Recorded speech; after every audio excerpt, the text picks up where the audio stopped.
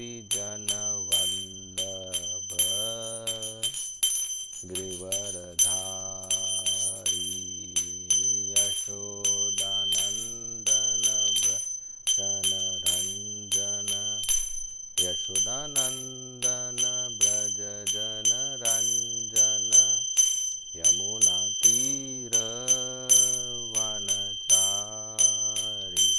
यमुनातीरवनचारि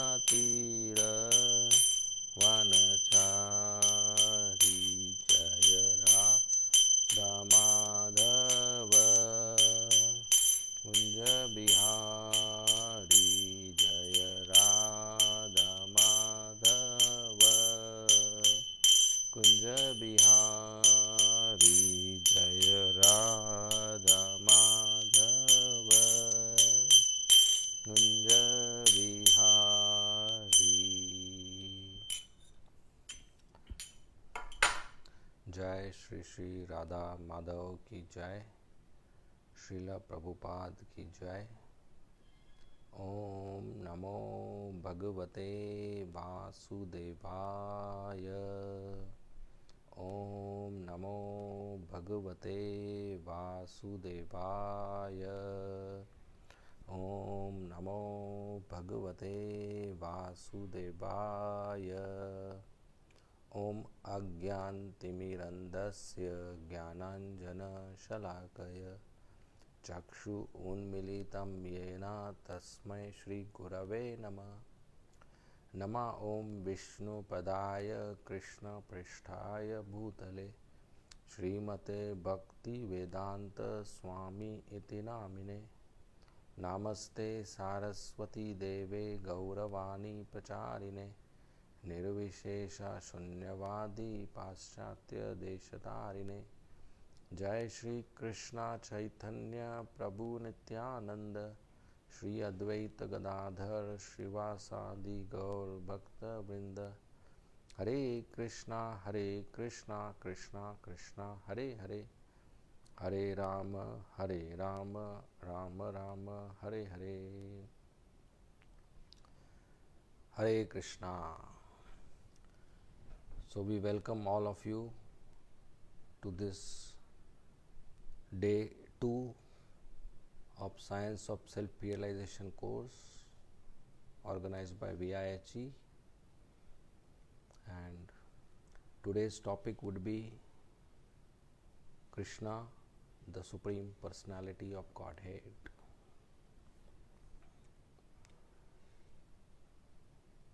So I start with a nice popular story.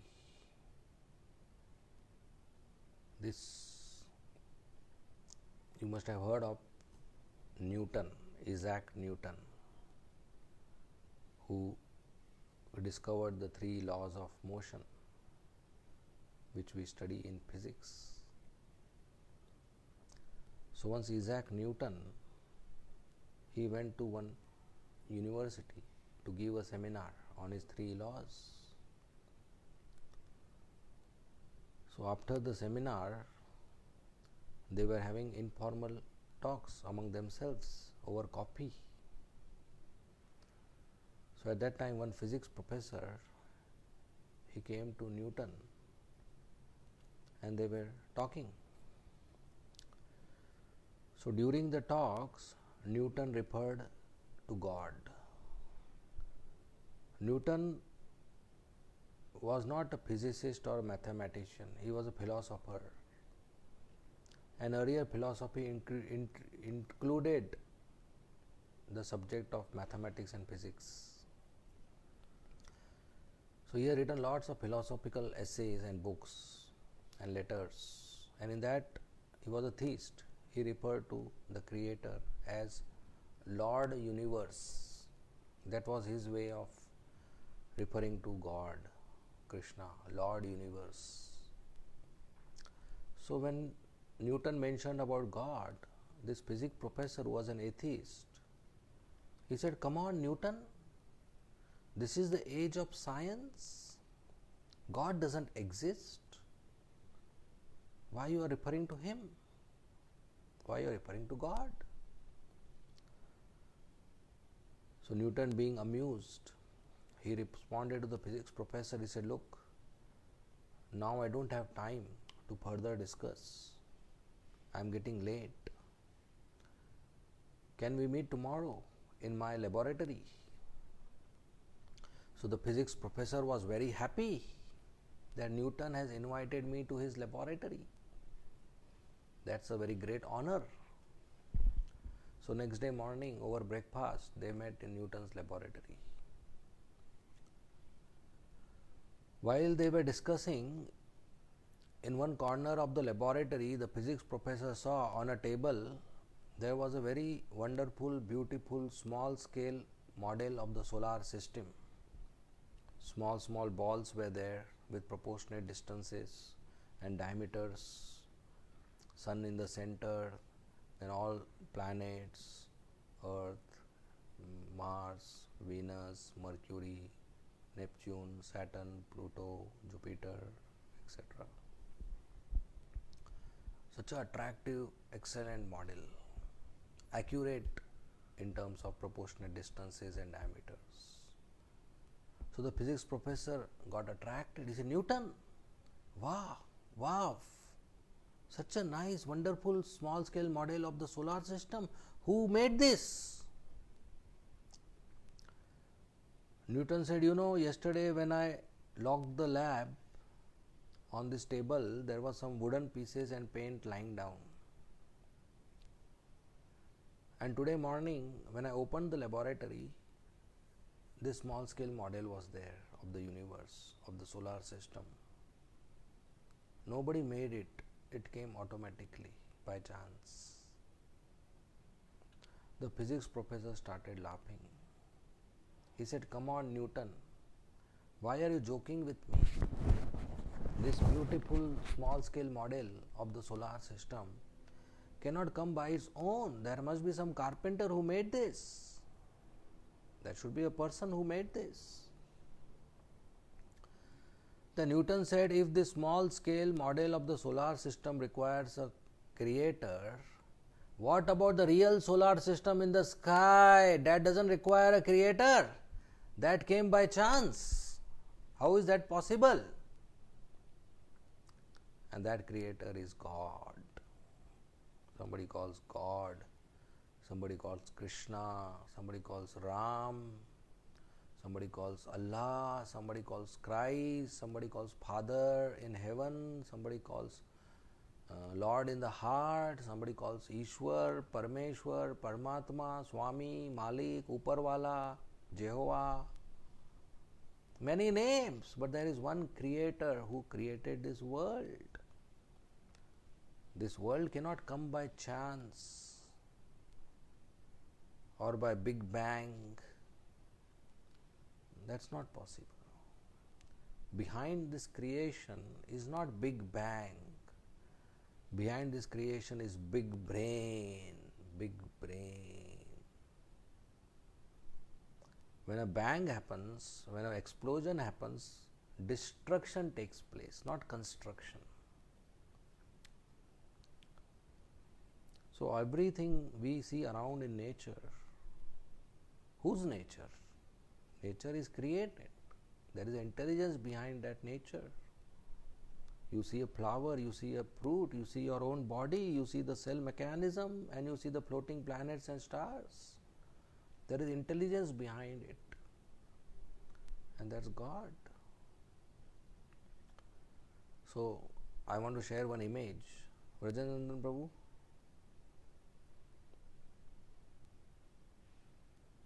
Yes, Prabhu.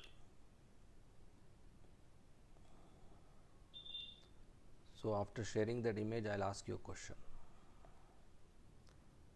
So you all can see on Zoom, there is a painting of a red rose.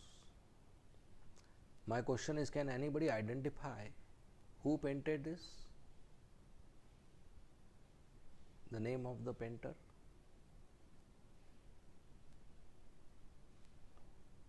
Anybody?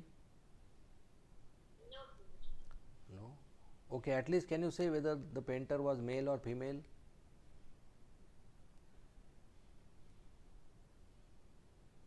By seeing the painting? Actually, God paint this. Sorry? God, Car. Krishna paint this. Okay, no, this is painted by some human. Okay, we don't know who painted it, we don't know whether it's male and female, but can we be sure that somebody painted it? There has to be a painter, Yes, ma'am. Yes. right? So, if this requires a painter, what about this? You can see me? Can you turn off the image? So, what about this? This doesn't require a painter, this doesn't require a creator. Such a beautiful rose flower offered to Radha Raspberry today morning. So, anything we see around requires intelligence, and that's Krishna, that's Bhagavan, God. Then the question comes, why only Krishna we call Bhagavan? So, Parashar Muni, the father of Srila Vyasdev, who wrote all the scriptures, he has given a definition of Bhagwan. Bhagwan means Bhaga plus Van. Bhaga means opulences, Aishwarya, and Van means possessor, one who possesses the opulences, one who is all attractive, Bhagavan. So there are 6 opulences which attract people to others. So any person who possesses all the 6 opulences 100% is Bhagavan. So what are the 6 opulences? We should know them first. Wealth, beauty, strength, intelligence, fame, and renunciation. These are the 6 opulences. If somebody is wealthy, we get attracted to that person. Say Bill Gates or Ambani. We want to hear about them.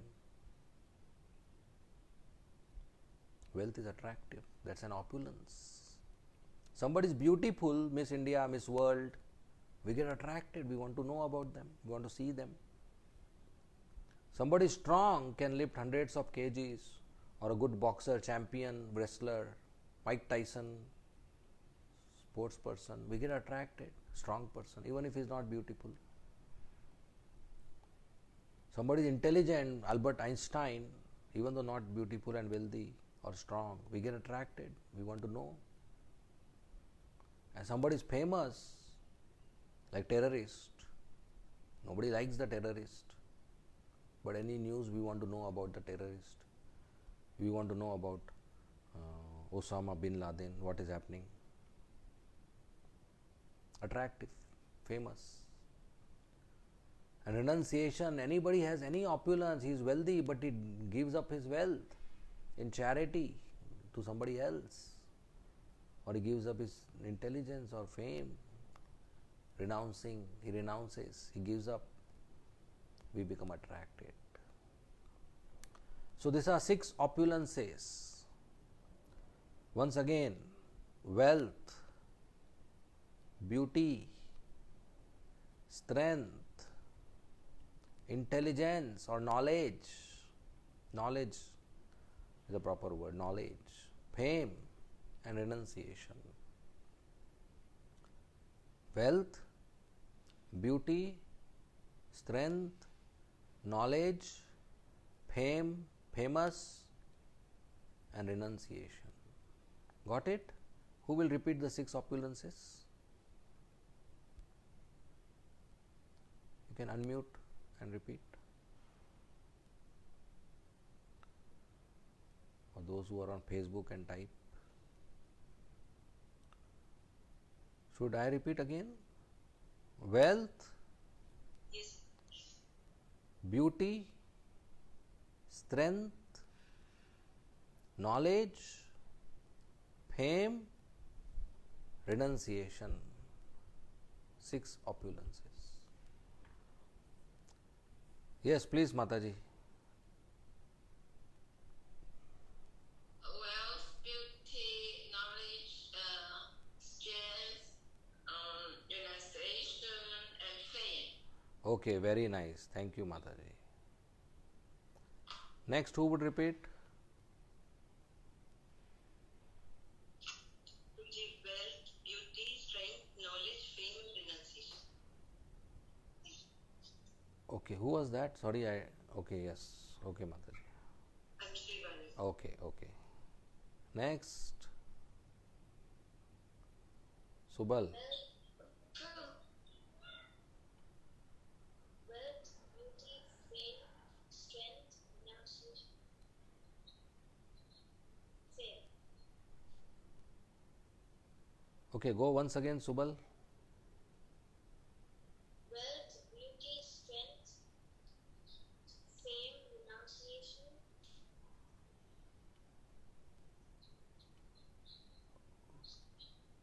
Okay, Subal, ask somebody for help in the class. Anybody? It's knowledge, Subala.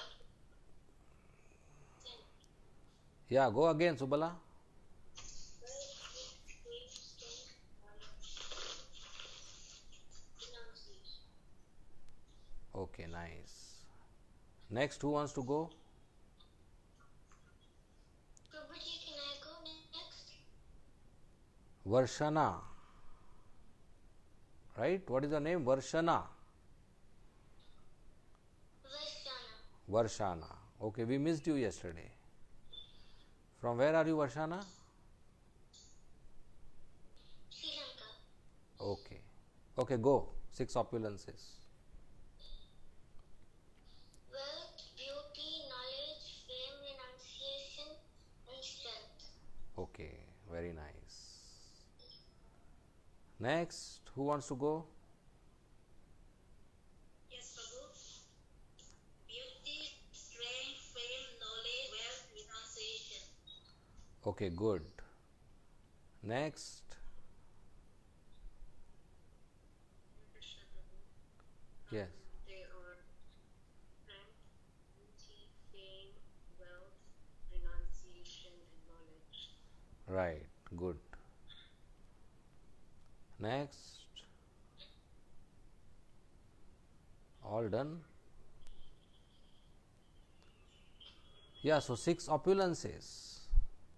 So Parashar Muni says any person who has these 6 opulences total 100%, not just one of them, each one of them, all of them, and not little, 100%. He is Bhagavan. So if we see in the history, there is only one personality who fulfills this criteria, and that's Krishna, the Supreme Personality of Godhead. So he is worshipped as Bhagavan. Wealth. Krishna has 100% wealth. He is husband of Lakshmi Devi, husband of goddess of fortune, 100% wealth. In a moment, he created 16,108 palaces for 16,108 queens, each one of them Mother Lakshmi, and each palace made of gold and pearls and diamonds. And even the maid servants were wearing gold and pearls and diamonds. Thousands of maid servants, beautiful maid servants in each palace. He is the owner of all the planets. The universe has come out of his body. So he is 100% wealthy. 100% wealth he has. Everything belongs to him. So that's one, wealth. Second opulence, beauty. Krishna is most beautiful person. Everybody gets attracted to Krishna. His one name is Shyama Sundar. Shyam means blackish. Shyama Sundar. Is Shyam blackish, at the same time Sundar beautiful. There's a very big misconception in this world that black is not beautiful, white is beautiful. That's why girls purchase this Fair and Lovely cream, thinking that if I become fair, I'll become lovely, attractive. But that's not necessary. Not just fair is lovely, even black is lovely, even black is beautiful, and the proof is Krishna. He's black, Shyam, but he's Sundar, very beautiful. Even the young beautiful gopis get attracted to him. Rukmini Devi got attracted and wrote a letter to Krishna. And how did she begin the letter? My dear Bhuvana Sundar, my dear beauty of the universe. Even the demons get attracted to Krishna's beauty, even the peacocks, even the deers, even the monkeys, even the rivers, even the mountains, even the trees, and all the Vrindavan Vasis, cows, calves, girls, boys, Brajavasis, Lakshmi Devi, the beautiful gopis, the apsaras, the demigods, they all get attracted to Krishna's beauty. He is so beautiful, his beauty keeps on increasing. In fact, once Krishna was walking in the palace of Dwarka, and in one of the pillar has big diamond, and in that diamond you can see your own reflection. It acts as a mirror. So he saw his own reflection in the mirror and he stopped. And he thought, oh, who is this beautiful boy? He saw his own reflection and got attracted. Even Vishnu wants to take darshan of Shyam Sundar. He is so beautiful. So he is 100% beautiful. Any beautiful thing you see in the world, that beauty, Krishna is the source. So 100% wealth, 100% beautiful. Strength, he has 100% strength. Just at age 7, he lifted a big Govardhan hill on the tiny finger of his left hand for 7 days and night continuously. And without any effort. Not that after lifting the hill his arm was paining and he got fracture on his finger and he had to go for physiotherapy. No, he lifted like an elephant lifting a lotus flower. And he killed so many demons including Kansa. How did he kill Kansa? With which weapon did he kill Kansa? Does anybody know? Kansa had very big power, 10,000 elephants power. He killed Kamsa with a punch. He didn't use any sword or Sudarshan. Sorry? Yeah, so he killed with punch. That's his power. He lifted Govardhan hill, he killed Aghasur, Bakasur, Putana, so many big demons. All the universes are on his head. He is supreme powerful. 100% strength he has. 100% knowledge he has. He spoke Bhagavad Gita and that became scripture. Bhagavad Gita was just a conversation between him and Arjuna on the battlefield of Kurukshetra and that became scripture. He knows everything. He knows what I am thinking today, what you are thinking today, what you are going to wear tomorrow. He knows today. All cognizant, all knowledge he has. Everybody's heart he knows. And he is famous. He is so famous that people write books on him, people write poems on him, people talk about him. Even those who are atheists who say God doesn't exist, they write book on him. If God doesn't exist, how can you write a book on the fact that God doesn't exist? How can you write something on a subject which doesn't exist? If I tell you to write about the horns on a donkey, how can you write a book? Because horns don't exist on a donkey. So how can you write on something which doesn't exist? So even atheists are attracted to him, they talk about him. So he is all attractive. Everybody in every culture, in all parts of the world today, Krishna is all attractive. People talk about him, he is so famous. And renunciation, he is so renounced, he created this world and he gave it to us. Whatever you want, you do. He doesn't interfere. So the 6 opulences, Krishna possesses each opulence 100%. He is 100% wealthy, 100% beautiful, 100% strong, 100% knowledge, 100% famous, and 100% renunciation. There is only one personality in the whole history who fulfills this criteria, of having 6 opulences each 100%. That's why he is considered Bhagwan, Supreme Personality of Godhead. Janmadiyasya yatah, one from whom everything emanates. So Parashar Muni's definition gets fulfilled by knowing Krishna's life story, Krishna's pastimes. And in Bhagavad Gita, Krishna is declared as Bhagwan.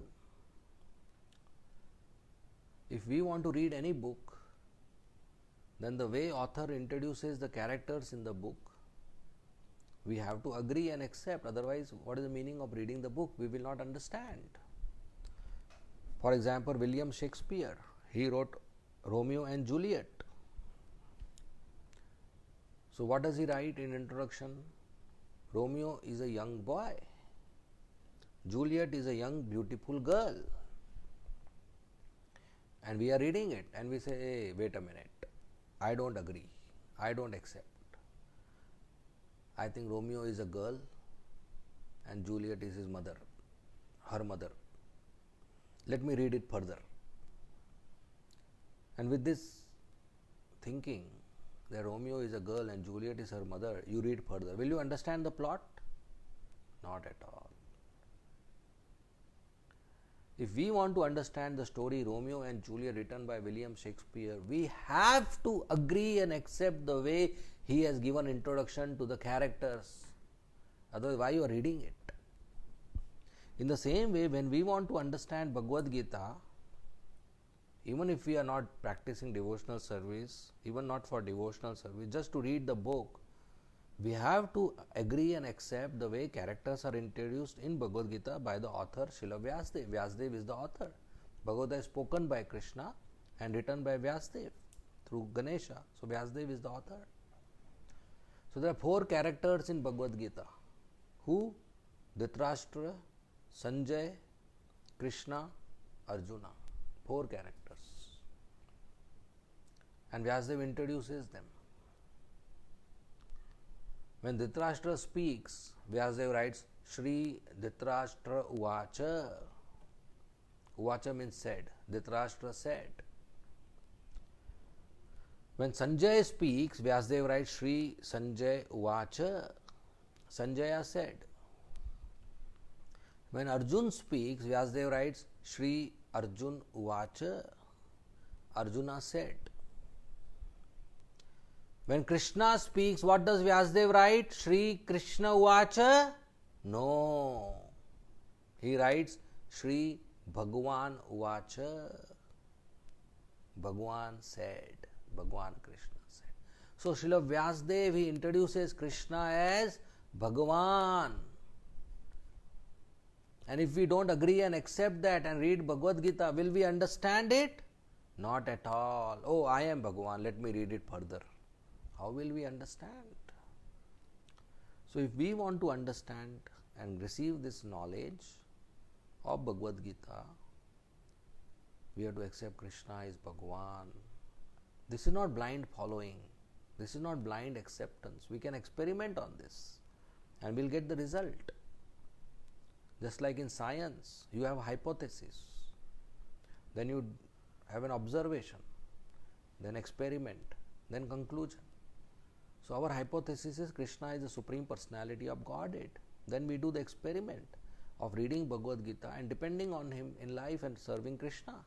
And we will have a conclusion, we will have an experience that yes, Krishna, my hypothesis is correct, Krishna is God. That will happen, we will have personal experience of Krishna's reciprocation. So Vyasadeva, he writes Krishna is Bhagavan. Not only that, Krishna himself declares that I am Bhagavan, I am God in Bhagavad Gita. And Bhagavad Gita is a book of truth. In Indian constitution, judicial system, they take oath on Bhagavad Gita that whatever I speak in the court as a witness, I will speak truth. Why will they take oath on Bhagavad Gita if Bhagavad Gita contains false information? How can you take oath of truth on false book? So there are some verses which Vrajanandan Prabhu will share. Bhagavad Gita 7.7. Please, Prabhu.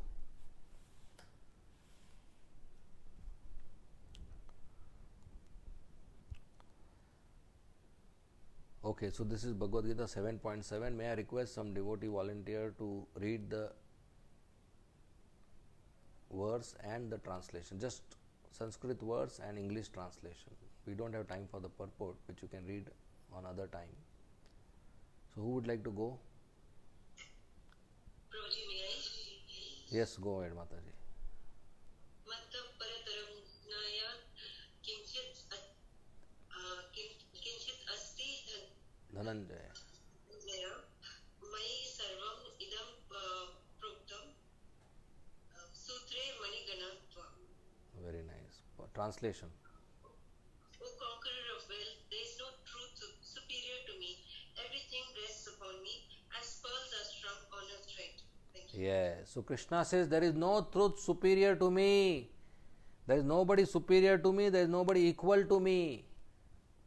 Everything depends on me. Everything rests on me. Just as you have a garland of flowers, the thread is not visible. But if the thread is not there, it will be called bunch of flowers. It will not be called garland. You have pearl necklace. The thread is not visible, but if you remove the thread, all the pearl will be down, fall down. So Krishna is a thread which is not visible. That's why this material existence we are seeing. Otherwise, if Krishna disappears or departs from this world, everything will fall down. Nothing will exist. But he is not visible. So there is no truth superior to him. There is nobody equal to him. There is nobody above him. He is unique, one and only one. Next, Bhagavad Gita 10.8. Can we share?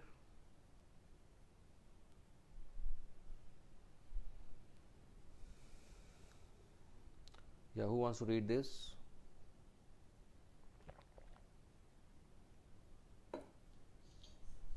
Prabhuji, may I read? Yeah, please go ahead.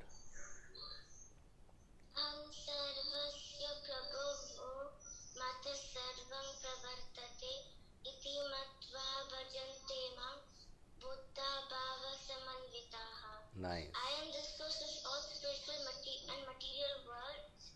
Everything emanates from me. The wise who perfectly know this engage in my devotional service and worship me with all their hearts. Okay, Varshana, thank you very much. So Krishna says, I am the source of everything material and spiritual. Janmadi asayataha, everything emanates from me.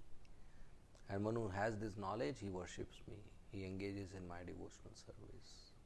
So Krishna is declaring that I am the creator, controller. I am the supreme creator, supreme controller, supreme maintainer, supreme enjoyer, supreme proprietor, supreme master, and supreme annihilator. He is everything. Okay, we'll go one more, 13.4. Please share.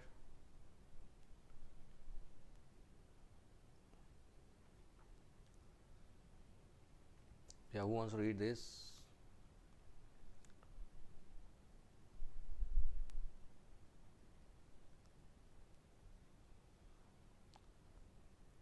Any volunteer? Prabhuji, may I? Yeah, please go ahead.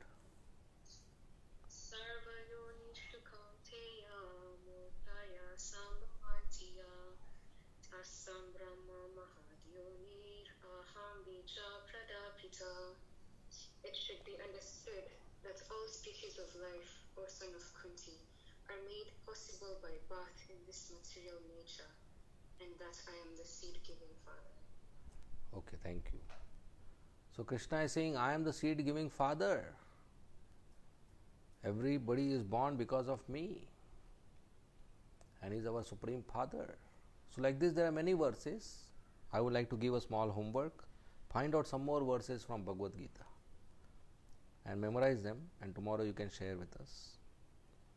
So there are so many verses when Krishna says, I am God. Now somebody may think, oh, Krishna is saying, I am God. How can I believe him? He himself is declaring, I am God. So Arjuna, who hears this Bhagavad Gita knowledge, he also says Krishna is God. The first person who heard Bhagavad Gita, the first student of Bhagavad Gita, he also says Krishna is God in Bhagavad Gita 10.12 and 13. Please share Bhagavad Gita 10.12 and 13.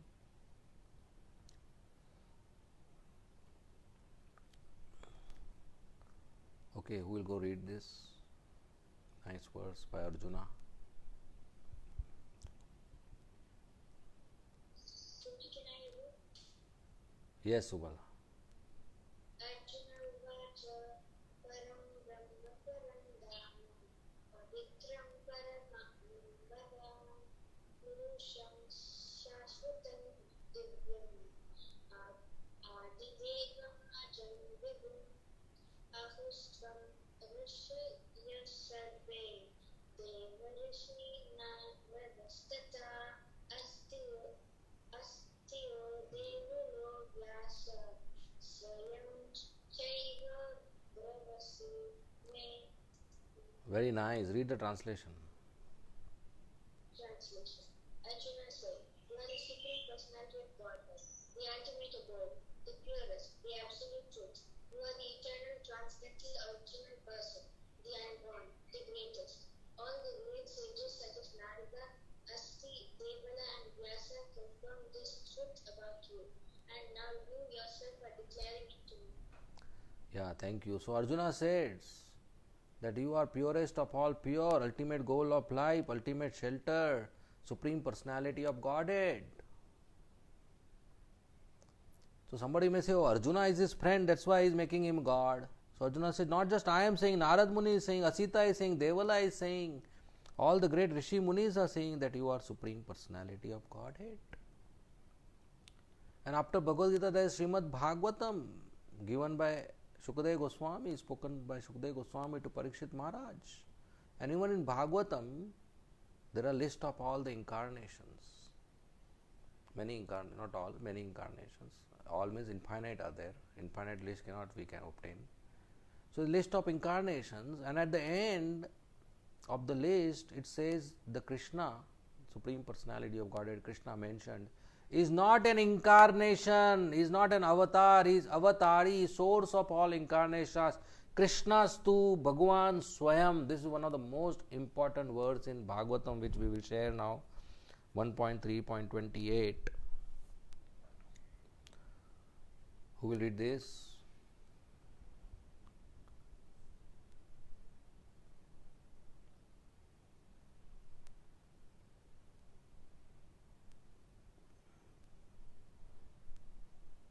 Who will volunteer? Please go ahead. Fast. Hare Krishna, Prabhu, may I? Yes.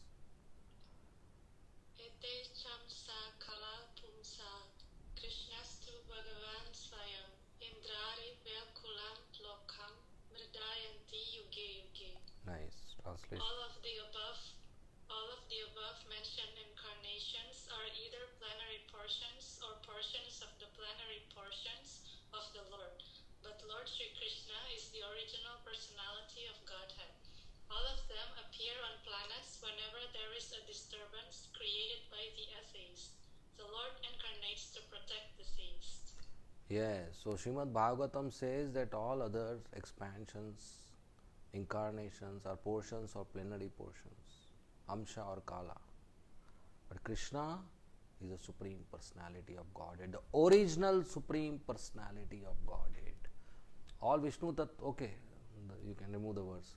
All Vishnu Tattvas are same, powerful, 6 opulences.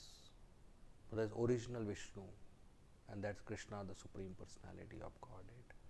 Lord Brahma explains, like in one if you have 100 candles, and one candle you use to burn other 99 candles. Once they are burned, all will give same light and power and heat. But there is one original candle which burned all the 99. So Krishna is that original candle. He is the Supreme. He is the. Oh, please mute yourself. So Krishna is the original Supreme Personality of Godhead. And this people worship demigods. Brahma, Shiva, Indra, Chandra, Varun, Vayu, Agni, Ganesh, Durga. These are not Supreme Personality of it. These are demigods. Demigods means they are post. Brahma is a post. Indra is a post. Like Prime Minister of India, Narendra Modi. Prime Minister is a post. Narendra Modi is a person. And after after few years, the post will remain, the person will change, somebody else will be the person on the same post, he will be called Prime Minister. So Indra is name of the post, Sun God is name of the post, the person's name is Vivaswan. Like Brahma is a post, Chandra, Varun, Vayu, these are demigods who help Krishna, who help Vishnu in the universal management. But they are not Supreme Personality of Godhead. But foolish people, less intelligent people worship them as Supreme Personality of Godhead. Even Brahma, when he started the creation, he wrote a book, Brahma Samhita. And what does he say? Can you please open Brahma Samhita 5.1?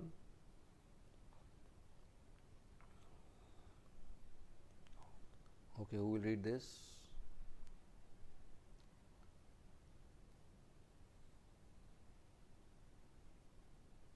Any volunteer?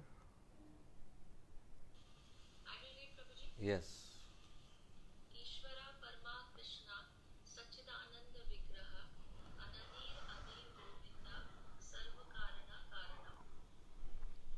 Translation. Do I need to give the meaning of each one? Yeah, no, translation. Krishna, who is known as Govinda, is the supreme Godhead. He has an eternal, blissful,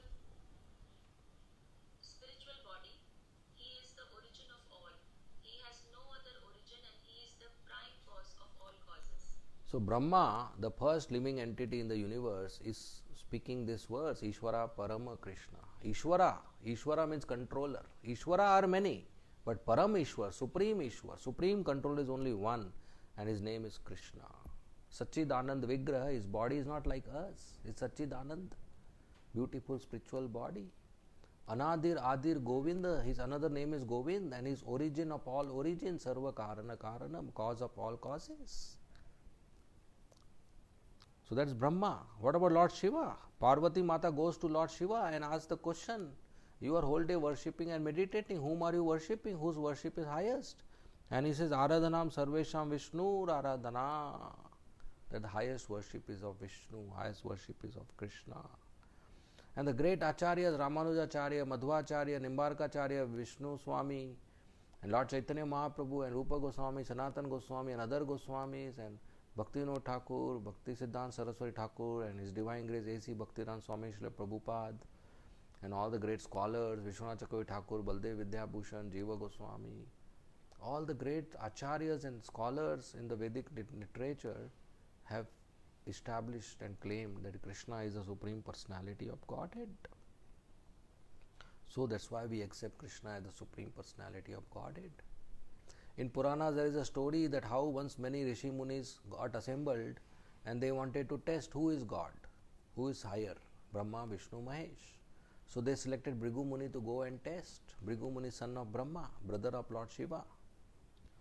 So Bhrigu Muni went to Brahmaloka, and when he went, he didn't pay his obeisances to Lord Brahma, he didn't pay his respects to his father. When you go to meet your father, you should offer some respect. But he didn't do that.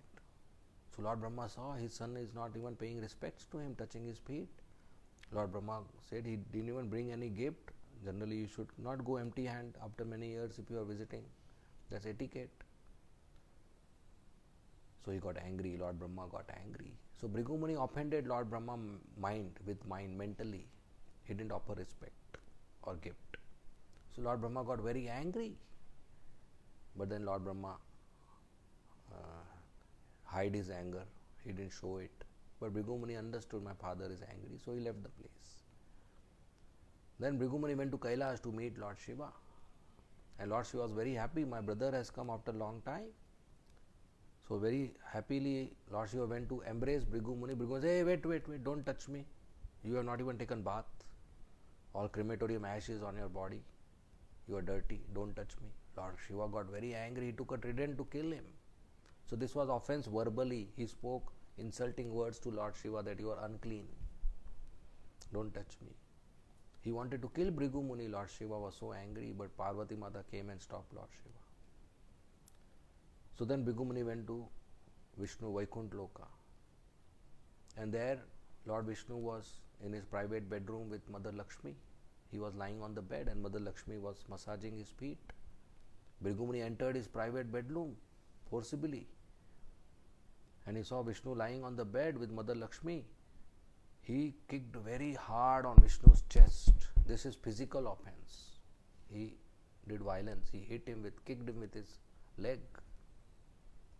So Lord Brahma, he did mental offense. Higher than that is verbal offense, speaking insulting words. And higher than that is physical offense, beating somebody, kicking somebody with body. Mind, words, body. So he kicked Vishnu on his chest very hard. Immediately Vishnu got up.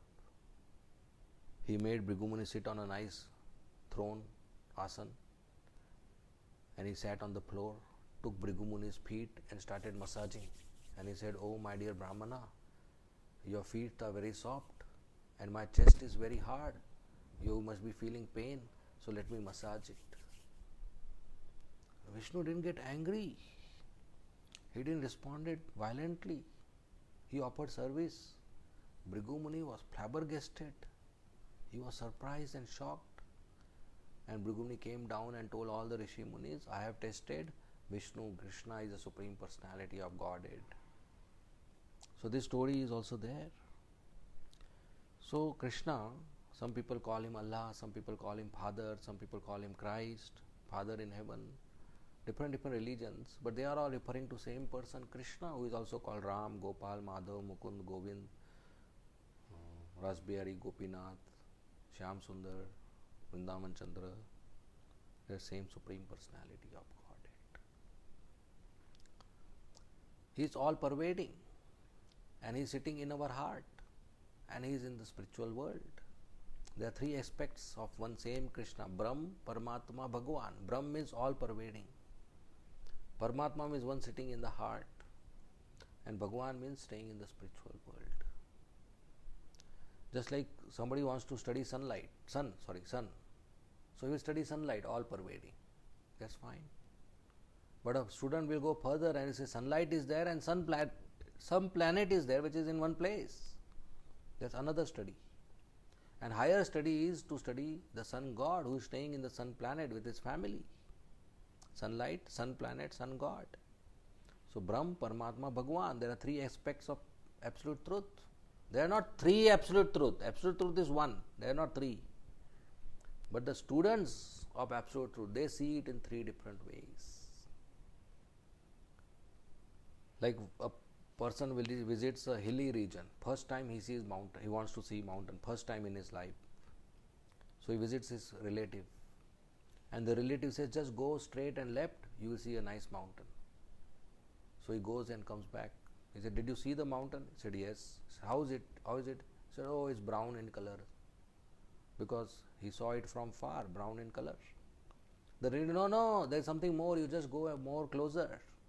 So he goes again to the mountain. He goes more closer and then comes back. He said, "Did you see the mountain?" He said, "Yes." He said, "What is it?" He said, "Oh, brown and green and some trees were there." He said, "Arey, mountain is much more. You just go more closer." So he goes more closer and climbs the mountain and comes down. He said, "Did you see the mountain?" He said, "Yes, there are houses, there are goats, there are monkeys, there are peacocks, there is a pond, there is water, there are trees, there are so many varieties." Same mountain he saw from three different distances and had three different experience. Mountain is not three, mountain is one. But the observer is three. In the same way, Krishna is one, absolute truth is one. There are no three Krishna, there are no three absolute truth. But somebody sees him from far, all pervading. Somebody sees him closer, localized in the heart.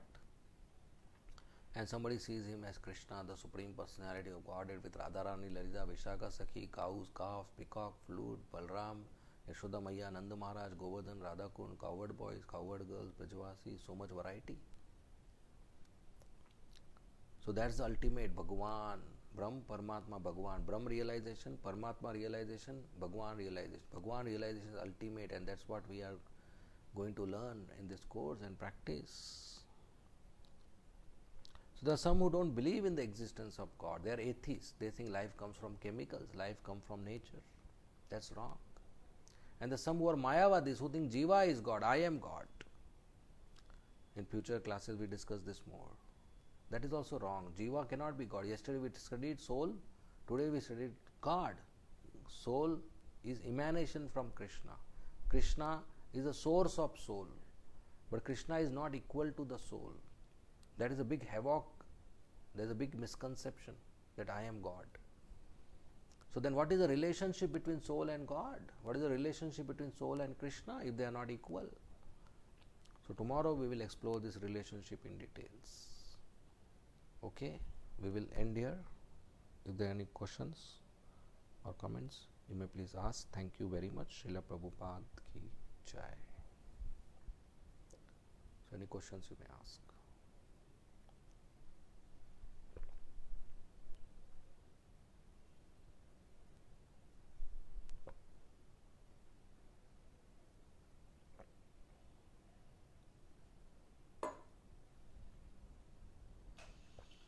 Hare Krishna Prabhuji.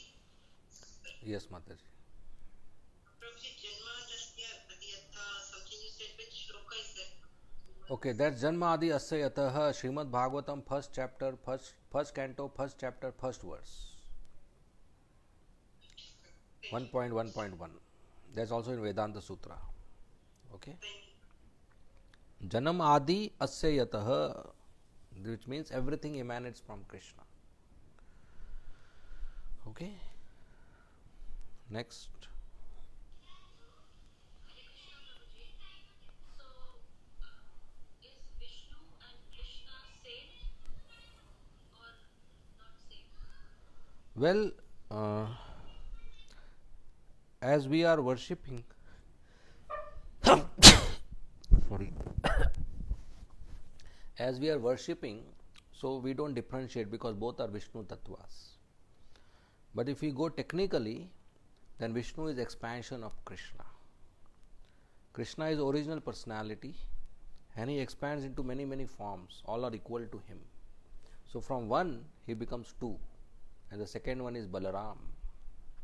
So then Balaram expands into four. That's called Chaturbhyu. Vasudeva, Sankarshan, Pradyumna, Aniruddha. So like these expansions, then Vishnu avatars come. Purusha avatars, Mahavishnu, Garbhodakshaya Vishnu, Shirodakshaya Vishnu.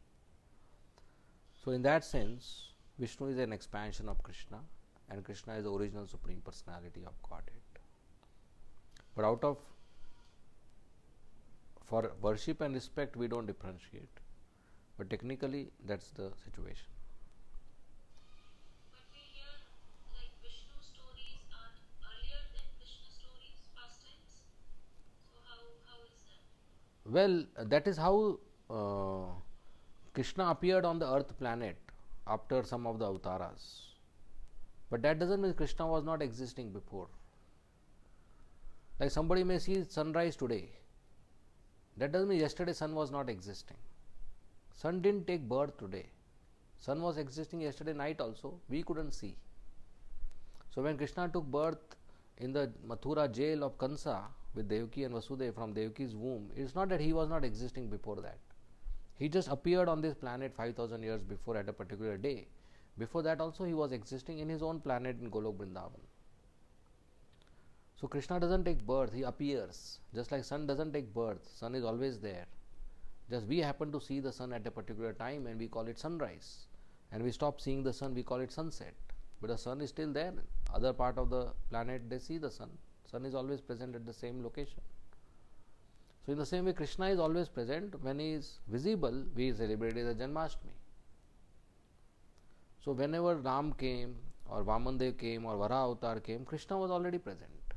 He came himself. Krishna came as Ram. Krishna came as Vara Avatar. Krishna came as Vamandev. 5,000 years before, Krishna came as Krishna. He came as self-same personality. And Krishna only came as Vishnu. Yes, all these expansions are Krishna only. Or then when we say what is in the name, so then either we say Krishna, Vishnu or Ram. Is it all same? Yeah, these are primary names. All the primary names, any name we chant, will get the benefit. Krishna, Vishnu, Ram, Vara, Vaman, Balaram, Pradyumna, Vasudeva, Anirudh, Sankarshan, Gopal, Giridhari, Mukund, Madhav. All names are same. At the same time, Chaitanya Mahaprabhu, who is also Krishna himself, he came down and gave us Hare Krishna Mahamantra. The names in a particular pattern. 16 words. Hare Krishna, Krishna Krishna, Hare Hare, Hare Ram, Ram Ram, Hare Hare.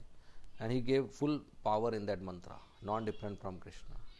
So in Kali Yuga we chant this Hare Krishna Maha Mantra, but anybody chants any name, he will get benefit. Okay?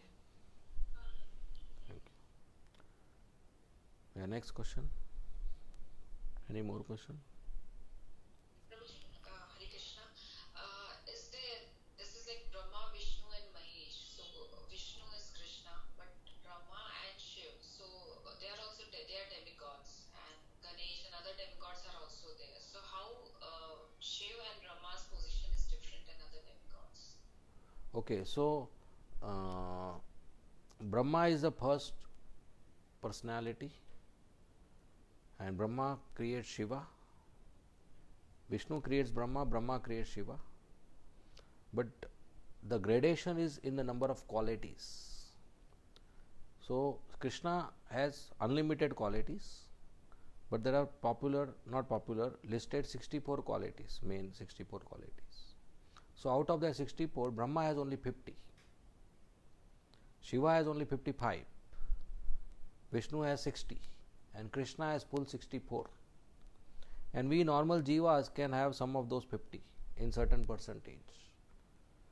So because Brahma has more than the jivas and the demigods, so he is higher than them.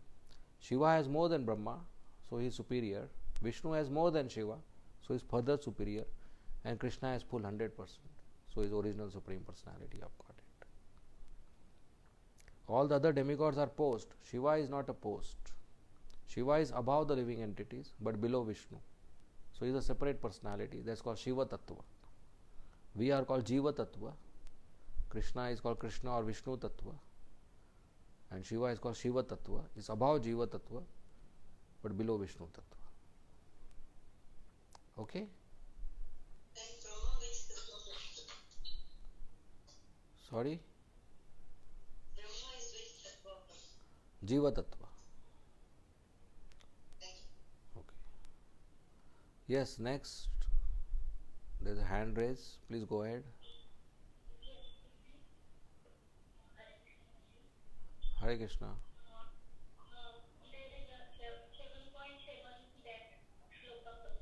Yes. Everything is Ashrita on Krishna. Yes. Why should not we accept that Ashray or surrender fully or split? Your question is why we should not accept? Why should not accept? We should accept. There is no such question. We should accept fully.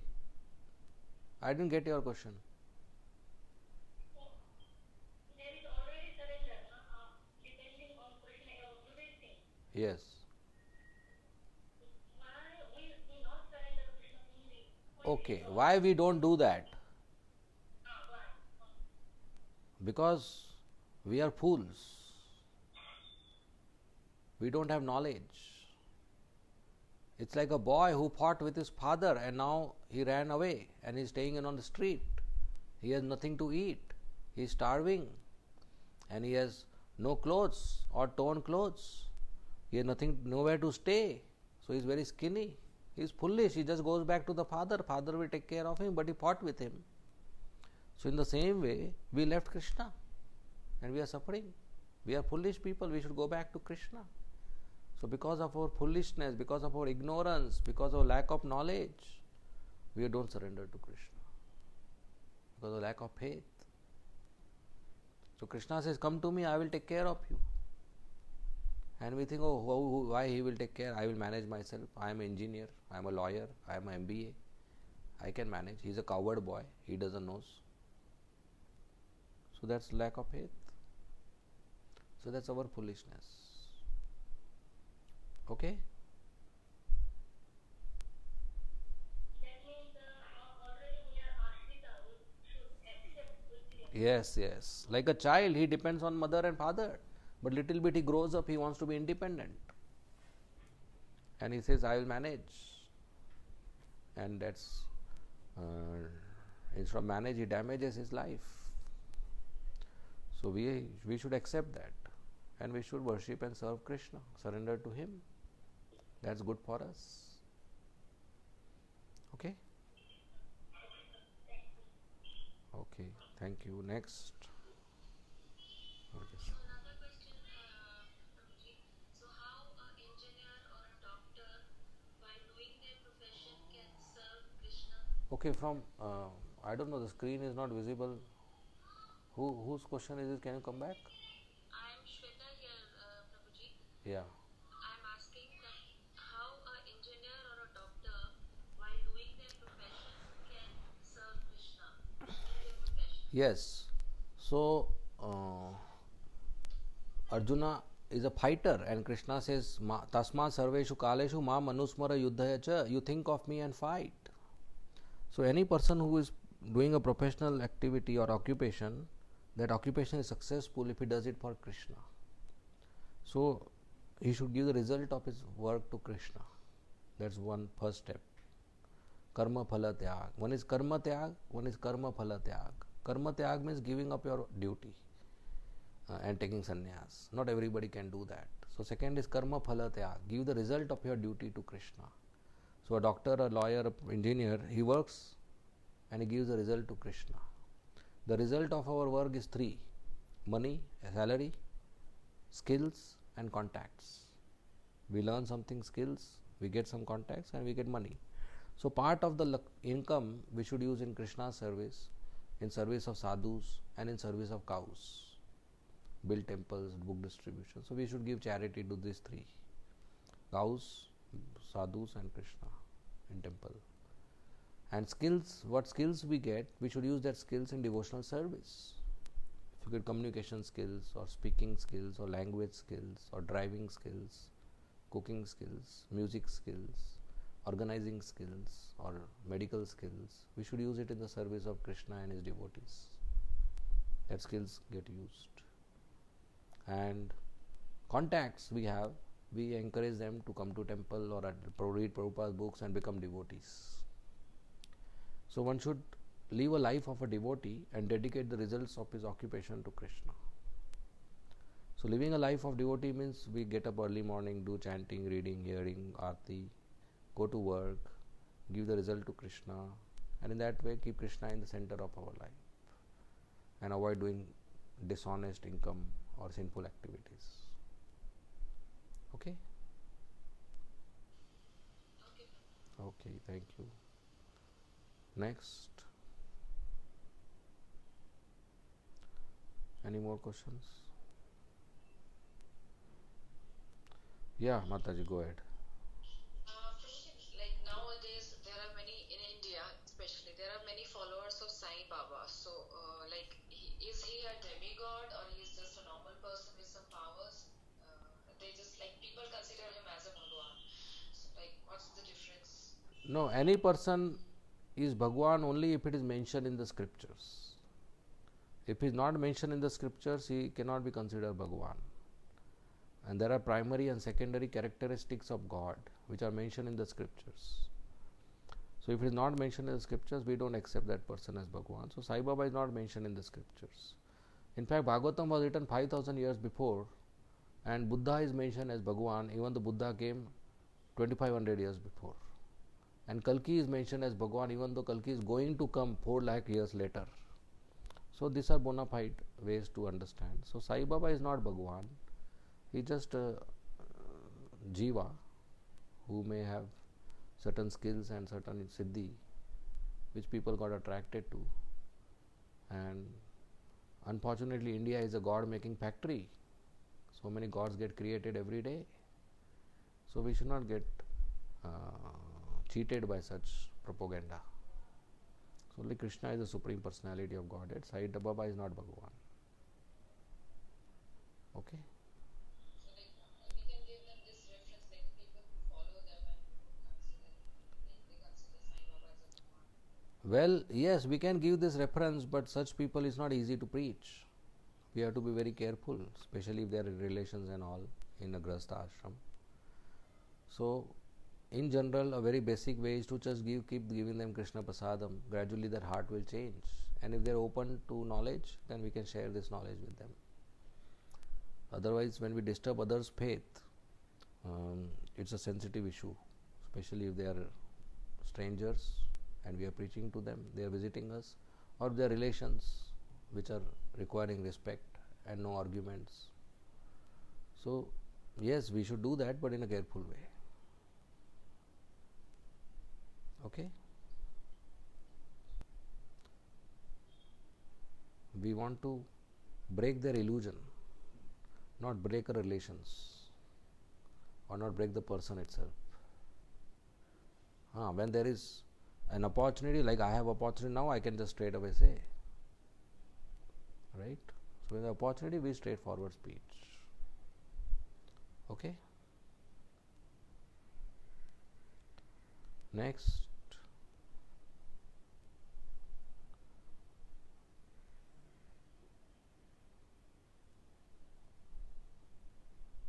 Are there any more questions?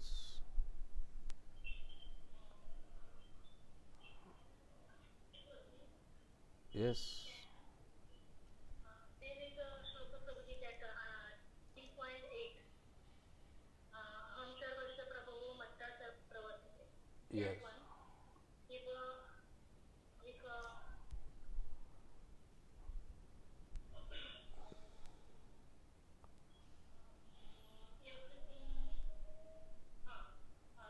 If the wise who knows this perfectly means No doubt. Perfect knowledge. No doubt. Complete conviction. who we know perfectly and we worship like the prayer. Yes. When you are perfectly knowing something, you are fully convinced to act based on that knowledge. Right? If on your plate there is something to eat and you are perfectly knowing that this is good to eat and it's good for my health and it is offered and clean, you are convinced, so you eat it. If you are doubtful, then you will say, no, I don't want. Right? So when we have perfect knowledge, no doubt, perfect understanding, because coming from the bona fide spiritual master and parampara, it's coming from pure sadhu, it's coming from scriptures, then we just follow it. And what you would follow? You worship Krishna, you surrender to Krishna, you perform devotional service to Krishna. So that's perfect knowledge. That's a consequence of perfect knowledge. Okay? Now that we know, but how should we feel that perfect? We keep hearing. We keep hearing from our ears, the knowledge enters, and in the heart, it becomes perfect realization. So we keep hearing from pure devotees. Then it transforms our heart. Okay, and whatever we understand, we practice. So we develop service attitude. So when we have service attitude, submissive attitude and service attitude, and we hear, more realization occurs.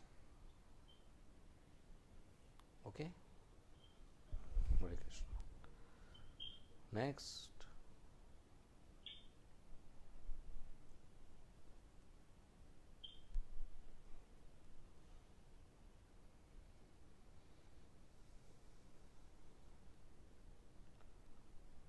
Any more questions?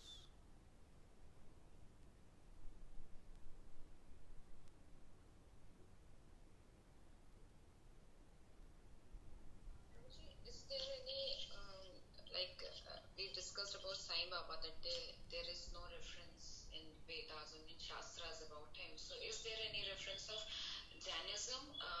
Because I have heard like few of my friends are, and they told me that they don't consider Krishna and Krishna as a god because he has done many offenses here.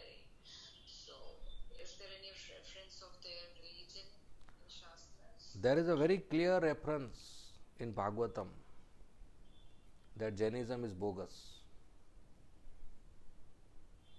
in 5th canto. What happened is Krishna came as Lord Rishabdev and he became the king of the planet. And later on he renounced and he became Avaduta. Avaduta means he would not follow any rules and regulations. He would walk naked and he would be deaf and dumb, not talk to anybody. And People would not understand. The king of the planet, Lord himself, when he became Avduta, people didn't recognize him. Big beard, naked, unclean skin, not taking bath. So people would throw stones and spit on him. And he would lie down at some place for days together without eating. And sometimes he will walk in the forest. And where he will lie down and he will pass stool and urine and sit there only. But when Rishabdev passed stool, for hundreds of kilometers, that stool gave fragrance. So people started wondering and worshipping. That is not an ordinary person, his stool is giving fragrance. Even if today you get a pure Brahmana, his stool will not give fragrance. His mochi is impure. So there was a local king. When he saw this, he thought, oh, this is a nice way to become famous. So he also started walking naked with beard and not taking bath. And he started a religion called Jainism. So it's a bogus religion where they accept the king himself as the origin of Tirthankar, Mahavir and all. So they pick up some good ethical points. Any religion, any organization picks up some good ethical values and points. But actually there is no bona fideness, because it doesn't start with a sampradaya or it doesn't start with a scripture. It's just an imitation of Lord Rishabdev. It's complete bogus. Okay? So Rishabdev is the incarnation of Krishna. He's a Yes, that Rishabdev is Krishna himself. But somebody imitated him and started his own religion just to become who's famous. known as Mahavir Swami. Who? Okay. They call him like that. He is not known as like that in the scriptures. They call him like that. But they are also confused whether that Mahavir is the original king or the original Lord. Okay? So they have their own books, non-bona fide books, all nonsense they read and hear, speak. But they do follow like few things, like they also don't read Anyan Karne. So there are some common things. That doesn't make it bona fide. Okay? Hare Krishna. Any more questions?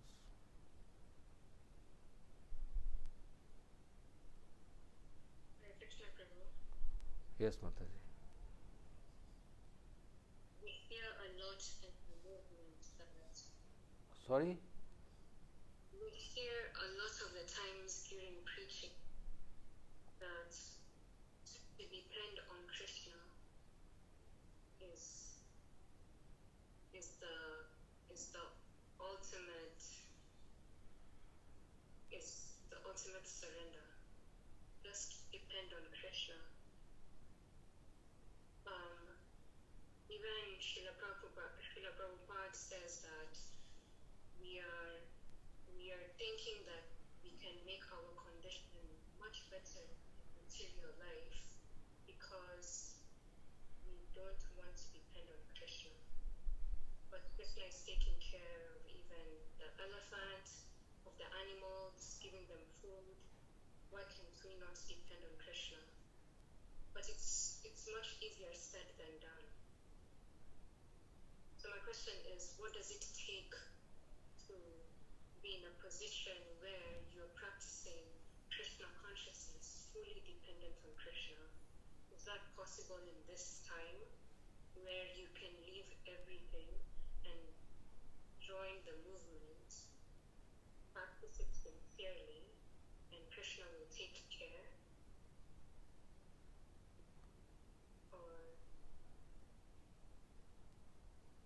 Or it is just something that is said, but the devotees that have dedicated their lives to Krishna consciousness are being taken care by donations. So they themselves don't also advise that you leave your daily activity to join full time because they might not be too convinced. Okay, well, who is taking care of you now? Krishna, but There is no but. I am Okay, go ahead. I agree, but if I was to remove myself in the position of working and dedicated my life to studying Shastra, living a Krishna conscious life, I So, think the answer came. sorry? I think I just got the answer by speaking. Right. So, there is difference between source of income and source of maintenance. Different individuals have different sources of income. Somebody's source of income is job, somebody's source of income is teaching, somebody's source of income is business, somebody's source of income is driving taxi, somebody's source of income is cooking, singing, somebody's source of income is typing, somebody's source of income is share market, somebody's source of income is begging, somebody's source of income is stealing. So different individuals have different sources of income. But all individuals have only one source of maintenance, and that's Krishna. He maintains us. Our income does not maintain us. I repeat, our income does not maintain us. What is our income? Some dollars or rupees or whatever, wherever you are, whatever currency, right? So today lunch you eat that dollar. Can you? No. So that's not maintenance. It is our government who has made a relationship between a paper and grains, food. A paper has been given purchasing power by the government, and that paper I go to a supermarket and I get grains and I eat. So that grains maintain me, not the paper. The government has made a relationship between the currency and food. But the grains come from earth due to sun and rain, and that's given by Krishna. He is maintaining us. If Krishna stops giving grains, food, vegetables, would a government be able to make rice in the factory? Even one grain or one drop of milk? Not at all. So factory products don't maintain us. Food maintains. Water, oxygen, this is given by Krishna. He is maintaining us. And there are hundreds and hundreds of varieties of animals. Humans are very less. There are so many animals. They don't go for a job. They don't work. But food is available to them. The trees, the insects, the ants. Nobody supplies them money. Elephant is 50-60 kg per time. And when we were born, as soon as we were born, our milk is ready. Who purchased that milk? Father? No. Mother? No. Who injected that milk? Doctor? No. The mother's body is such, a woman's body is such, as soon as she delivers a baby, milk is ready. Her blood gets converted to milk. Why don't I give one bottle blood to one scientist and tell him convert to milk? Both chemical composition is known, but no scientist can convert blood into milk. But Krishna has made a female body, blood gets converted to milk as soon as the child is delivered. And when child grows up, he no longer requires milk. The chest becomes dry automatically. Right? So as soon as we are born, our milk is ready. The problem is when we grow up, we think I don't need Krishna, now I can manage myself. And that's how we damage. So we are already dependent on Krishna. So in Varnashram we do our duty, but we should know that duty we are not doing for salary and maintenance. We are maintained by Krishna in spite of our boss and salary. So if you give up that duty, you do some other duty. Krishna will continue to maintain us. I am a brahmachari, I have never done a job, and I am still maintained. last 20 years. And I have open challenge, stop all donations to our temple. I will not starve to death. Krishna will continue to maintain me. I have 100% faith and conviction. Leave me in a jungle where nobody is there. Krishna will maintain me. He has given stomach, he will give food. He is doing to all the animals in the jungle. One more human gets added to that jungle.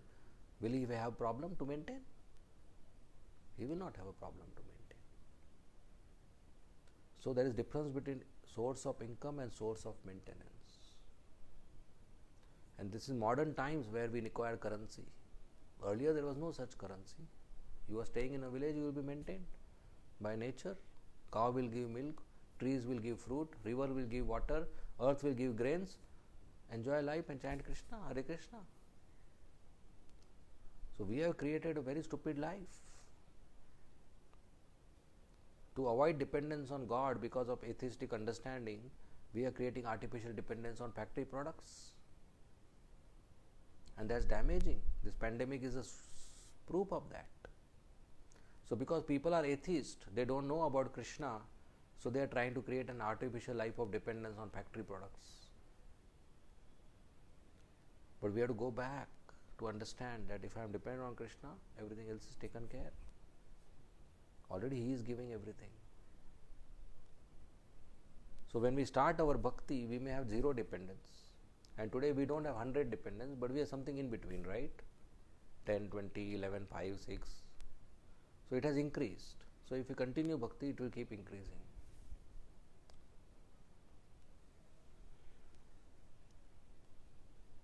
Are we good? Yes. So our duty is not maintaining us. Krishna is maintaining us. Our duty is just our activity wherein we are consuming what Krishna is providing us.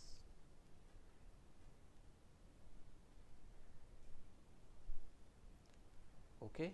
So then it means that what does it, so it takes progress in bhakti for one to be in a position where they're accepting that Krishna is the maintainer and not money, not currency. It is advancing in Krishna consciousness. Yes, I will just add one word to it. And that word is only. Krishna is the only maintainer. He maintains us. And in Varnashram we perform our duty. That's our reciprocation with Him, to follow His regulations, His laws, His dharma. So He has created a system of Varnashram. So Brahmana does his occupation, Kshatriya does his occupation, Vaishya does his occupation, Shudra does his occupation, and everybody is maintained. Like in the house, the husband is working, children, wife and grandparents may not work, but they are maintained. Wife does her job of cooking, children do their job of studies, right? In general, many households like that. So this whole world, there are farmers who are producing grains, there is Indra who is giving rain, there is earth who is giving vegetation and grains and fruits, there are cows who are giving milk by eating grass, and there is sun which is giving sunlight. Everybody is doing their job and the world is maintained. That's Krishna's system. So we also do be part of that. Earth gives grass which nobody eats. So cows eat grass and give milk. Cow doesn't consume milk. Milk is taken by us. And we do farming. And farming vegetables and green vegetation comes. Vegetables we take, green vegetation. Cows, oxen, goats, they take. You see the cycle? Trees give oxygen, we take inside, and we give out carbon dioxide, trees take it inside. So there's all balance. The whole system is created for balance. But now there is unbalance because we have omitted our duties of taking care of cows and land. and started polluting the society. So we continue depending on Krishna. So by chanting and hearing, we increase our dependence on Krishna and we live a lifestyle accordingly.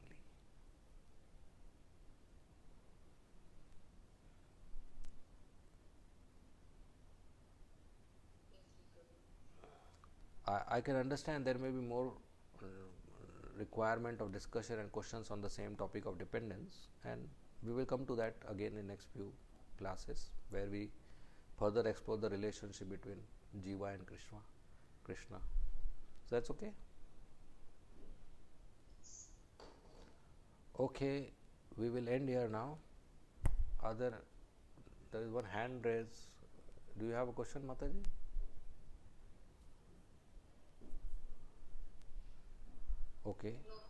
Okay, so we'll end here. Thank you very much.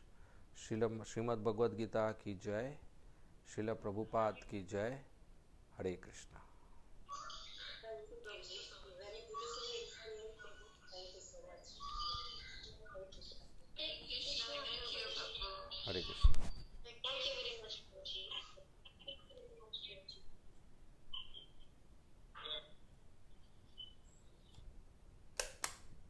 Okay, devotees on Facebook, ending for today. We'll continue tomorrow 8 a.m.